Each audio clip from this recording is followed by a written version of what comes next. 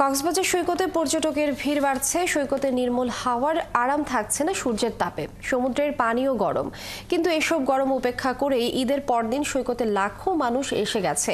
ঈদ উদযাপন করছেন সবাই মিলে। কামরুল ইসলাম মিন্টুর প্রতিবেদন, ছবি তুলেছেন হেলাল উদ্দিন।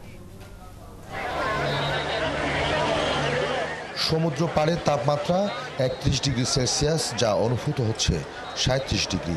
এই প্রখর খরতার তাপ গায়ে মাখছে না কোনো পর্যটক। ঈদের দ্বিতীয় দিনের সমুদ্র সৈকতের এই ভিড় দীর্ঘ ৫ কিলোমিটার জোড়া। আবার সৈকত ছাড়াও কক্সবাজারের পর্যটন স্পটগুলোতেও কম বেশি ঘোরাফেরা আছে দর্শনার্থীদের। পর্যটকরা বললেন, সমুদ্রের কাছে না এলে অনেকেরই ঈদ উৎসব পূর্ণ হয় না। আমি গতকালকে সেই ইনানি বিচের ওয়াটার পার্কে ঘুরেছি, আর এখানে সাগরের বড় বড় ঢেউ আমার অনেক ভালো লাগছে, অনেক এনজয় করছি। আজকে ঈদের পরের দিন, আজকের যে লুকারান্ন এটা উপভোগ করছি। আমি যাই গোসল করেছি, তারপর দাপাদাপি করেছি। ইচ্ছা ছিল যে একটা ঈদ করবো কক্সবাজারে, তো এই বছর এই ইচ্ছাটা পূরণ হয়েছে। যতবার আসি মনে হয় আবার আসি, প্রত্যেক বছর আসতে পারলে খুবই ভালো লাগতো। হিমছড়িতে গেছিলাম, তারপরে আপনার পাতুয়ার টেক গেলাম, তারপরে ইনানি বিচে গেলাম, তারপরে এখানে 2 দিন হলো আজকে দিয়ে। সমুদ্র স্নানের দুর্ঘটনা এড়াতে সতর্ক আছে লাইফগার্ড কর্মীরা। এছাড়া ট্যুরিস্ট পুলিশ পর্যটকদের নিরাপত্তায় কয়েকটি স্তর তৈরি করছে। কর্মকর্তারা বলছেন, ছুটির দিনগুলোতে বাড়তি পুলিশ দায়িত্ব পালন করছেন। কক্সবাজার আসা সকল ট্যুরিস্টদের নিরাপত্তা বিধানের জন্য সর্বোচ্চ চেষ্টা করতেছি। কক্সবাজার বিচে যাতে তারা কোনো ধরনের হয়রানির শিকার না হয়, বা হোটেলে বা আসা যাওয়ার পথে যাতে তারা পরিবহনের সেক্টরে যাতে কোনো ধরনের হয়রানির শিকার না হয়, আমরা সেই ক্ষেত্রে যথাযথভাবে সব দিকে তদারকি করতেছি। হোটেল ব্যবসায়ীরা বলছেন, ঈদের দ্বিতীয় দিনে সব রুম ভরেনি। সামনে কয়েকদিন আশা করছেন শতভাগ রুম ভাড়া হয়ে যাবে। কামরুল ইসলাম মিন্টু, ৭১, কক্সবাজার। দর্শক, পর্যটকদের পদচারণায় মুখর কক্সবাজার সমুদ্র সৈকত। সেখানকার খবর আমরা জানবো। আমাদের সাথে এই মুহূর্তে যোগ দিচ্ছেন সহকর্মী কামরুল ইসলাম মিন্টু। মিন্টু, আমরা দেখছিলাম কক্সবাজার সৈকতে পর্যটকের ভিড় বাড়ছে। আপনি তো সেখানে রয়েছেন, ভিড় কেমন দেখছেন এবং পর্যটকরা এই বিষয়ে কি বলছেন?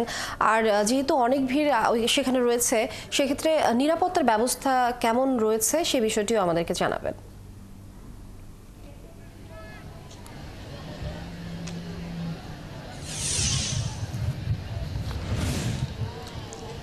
পুরো সমুদ্র সৈকত জুড়ে অসংখ্য দর্শনার্থী।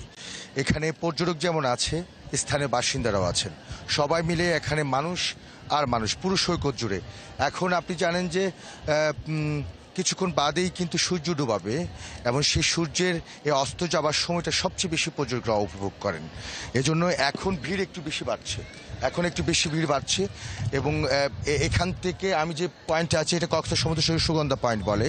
এখান থেকে লাবণী পয়েন্ট, আবার উল্টো পাশে কলাতলি পয়েন্ট, সবখানে মানুষ আর মানুষ। এবং তারা খুব বেশি উপভোগ করছেন, পরিবার পরিজনে সমুদ্র স্নান করছেন, জেরোস্কুটি চড়ছেন, ঘোড়ায় চড়ছেন, ছবি তুলছেন এবং স্মৃতিগুলোকে ফ্রেমবন্দি করছেন। যে যার মতো করে যেমনটি করে ইচ্ছা সবকটি তারা উজাড় করে এখানে উপভোগ করছেন, ঈদ উদযাপন করছেন।